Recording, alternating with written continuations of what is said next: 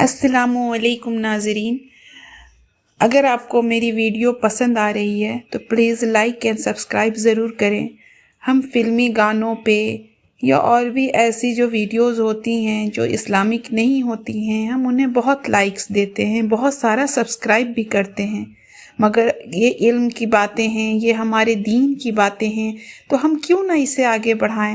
اور آپ کے سپورٹ کے بغیر ہم آگے بالکل بھی نہیں بڑھ سکتے۔ اس لیے پلیز اپنا سپورٹ دیں اور لائک اینڈ سبسکرائب اور شیئر کرنا بالکل نہ بھولیں۔ آپ کا بہت بہت شکریہ۔ چلیے آج کی ویڈیو شروع کرتے ہیں، اور لائک ضرور کریں دوستوں۔ پہلی گراہ تمہاری ذہنی سکون کے خلاف، دوسری گراہ تمہاری طاقت یہ کے بات خلاف۔ ہے ہمارے پیارے نبی صلی اللہ تعالیٰ علیہ وآلہ وسلم پر کالے جادو کی۔ ماجرا ہے، اللہ کے رسول کی طبیعت ایسی بے چین کیوں ہے؟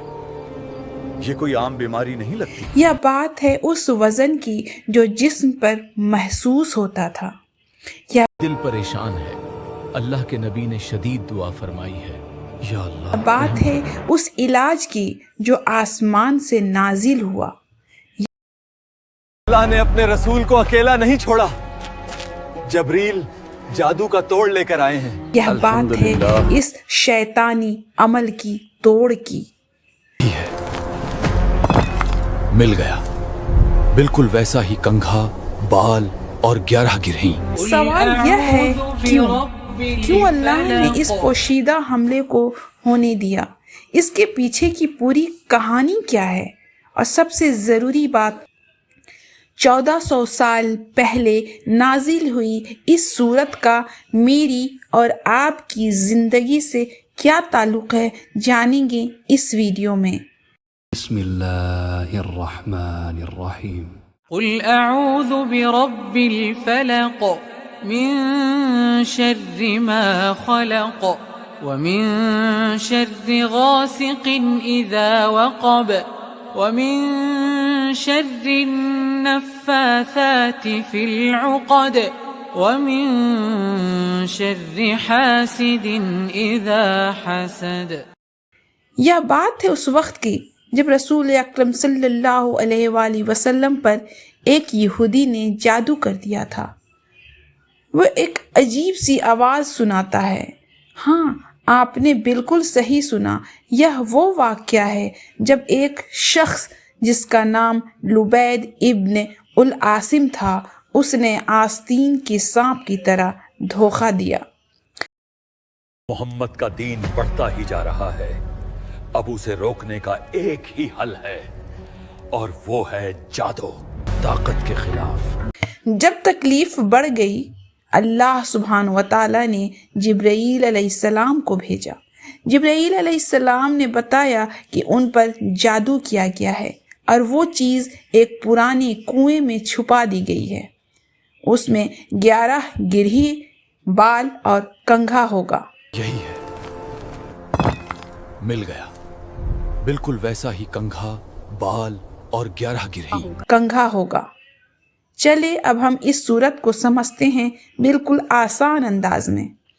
پہلی آیت میں اللہ فرماتے ہیں، قل اعوذ برب الفلق۔ کہو کہ میں صبح کے مالک کی غور پناہ کریں، مانگتا ہوں۔ صبح کے رب سے پناہ کیوں مانگی؟ کیونکہ صبح کا اصلی مطلب ہے چیزوں کو پھاڑ کر نکالنا۔ اللہ ہمیں بتا رہے ہیں، میں وہ رب ہوں جو گہری سے گہری رات سے تمہاری صبح کو نکال لاتا ہوں۔ اس طرح ہم یہ اعلان کرتے ہیں، ہمارا بھروسہ کسی کمزور طاقت پر نہیں، ہماری پناہ اس رب سے ہے جو نا امیدی اور پریشانی کو چیر کر نئی زندگی اور امید پیدا کرتا ہے۔ اب دوسری آیت میں اللہ فرماتے ہیں، من شر ما خلق۔ ہر چیز کی برائی سے جو اس نے پیدا کی۔ ہم یہ اعلان کرتے ہیں کہ ہم صرف اللہ کی پناہ میں آتے ہیں، اس رب کی جو ہر تکلیف، ہر چھوٹی یا بڑی چیز کے شر سے بچا سکتا ہے۔ اس میں وہ شر بھی شامل ہیں جو ہم جنگل میں دیکھتے ہیں۔ اب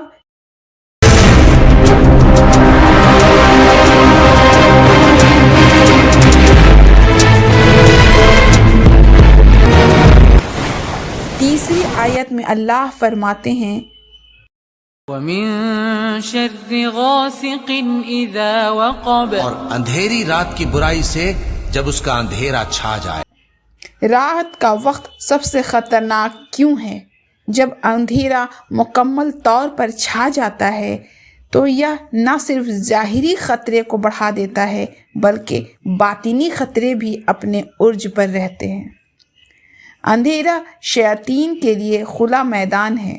یہ آیت ہمیں رات کی برائی، وقت کی برائی اور غفلت کی برائی سے پناہ مانگنا سکھاتی ہے اور ہمیں یاد دلاتی ہے کہ رات کی تاریکی کی وقت وہ وقت ہے جب ہر برائی حملہ کرنے کی تیاری کرتی ہے۔ پناہ صرف اللہ کی روشنی سے ہے۔ ہاں، اب چوتھی آیات میں اللہ اس جادو کے بارے میں کہتے ہیں مِن شَرِّ النَّفَّاثَاتِ فِي الْعُقَدِ، اور گنڈوں پر پڑھ پڑھ کر پھونکنے والیوں کی برائی سے۔ یہ آیت جادو کی حقیقت اور اس کے اثر سے پناہ مانگتی ہے۔ غیروں پر پھونکنے والیاں وہ ہیں جو چھپ کر شیاطین کی مدد سے کام کرتے ہیں۔ یہ آیت جادو کی حقیقت اور اس کے اثر سے پناہ مانگتی ہیں۔ غیروں پر پھونکنے والیوں کو وہ ہیں جو چھپ کر شیاطین کی مدد سے کام کرتے ہیں۔ وہ اپنے الفاظ اور عمل کے ذریعے کسی شخص کی نیت، صحت یا رشتوں پر برا اثر ڈالنے کی کوشش کرتے ہیں۔ یہ شر جو کہ پوشیدہ ہوتی ہیں اسے ہم اپنی معمولی عقل یا عام انسانی تدبیروں سے نہیں روک سکتے۔ اللہ کا کلام اور اللہ پر ہمارا پکا بھروسہ دنیا کی ہر جادوئی طاقت کے آگے ایک ایسی مضبوط چٹان ہے جو ٹوٹ نہیں سکتی اور ہمیشہ غالب رہتا۔ ہمارا یقین ہی ہمارا سب سے بڑا ہتھیار ہے۔ اگلی آیت میں اللہ فرماتے ہیں وَمِن شَرِّ حَاسِدٍ إِذَا حَسَدَ، اور حسد کرنے والے کی برائی سے جب وہ حسد کرنے لگے۔ دیکھو اس کی کامیابی، اتنا مال کیسے پھینک رہا ہے۔ ہمارا اقتدار ختم ہو جائے گا، ہمارا سارا رزق اس کے پاس جا رہا ہے۔ حسرت ایک ایسی باطنی بیماری ہے جو جادو سے بھی زیادہ خطرناک ہے۔ جب کوئی حسد کرنے والا شخص اپنی نفرت کو اپنی تیز نظر کے ذریعے ظاہر کرتا ہے تو وہ نادانستہ طور پر نقصان پہنچاتا ہے۔ اللہ ہمیں اس کی ذاتی برائی اور اس کی نظر کے شر سے بھی پناہ مانگنا سکھا رہا ہے۔ اس آیت میں ہمارے لیے پیغام ہے کہ ہر نعمت کو صرف اور صرف اللہ کی پناہ سے ہی محفوظ رکھا جا سکتا ہے۔ غور کریں، 1400 سال پہلے نازل ہونے والی یہ آیت آج بھی ہماری اور آپ کی زندگی کا سب سے اہم حصہ ہے۔ کیوں؟ کیونکہ جتنی ترقی انسان نے کی ہے اتنے ہی زیادہ شر پیدا ہوئے ہیں۔ یہ صورت ہمیں سکھاتی ہے آج کا انسان چاہے کتنا بھی جدید ہو جائے اسے 3 طرح کے دشمنوں سے بچنا ضروری ہے۔ اس صورت کو صرف زبانی پڑھنے کا حکم نہیں دیا بلکہ ایسے روزانہ ہی حفاظتی ڈھال بنایا۔ حضرت عائشہ رضی اللہ عنہا فرماتی ہیں کہ آپ رسول اللہ صلی اللہ علیہ وسلم ہر رات بستر پر جانے سے پہلے 4 کل پڑھتے تھے، پھر دونوں ہتھیلیوں پر پھونکتے اور پھر اپنے پورے جسم پر ہاتھ پھیرتے تھے۔ اس سے پتہ چلتا ہے کہ یہ آیت محض تلاوت کے لیے نہیں بلکہ عملی طور پر ہمارے جسم، نیند اور روحانی صحت کی حفاظت کے لیے ہے۔ نبی پاک نے فرمایا، آج رات مجھ پر ایسی آیت نازل ہوئی ہے جن کی مثال ان سے پہلے نہیں دیکھی گئی، اور پھر آپ نے یہی دونوں صورتیں پڑھی۔ نبی پاک صلی اللہ علیہ وآلہ وسلم نے فرمایا، آج رات مجھ پر ایسی آیت نازل ہوئی ہے جن کی مثال ان سے پہلے نہیں دیکھی گئی، اور پھر آپ نے یہی دونوں صورتیں پڑھیں۔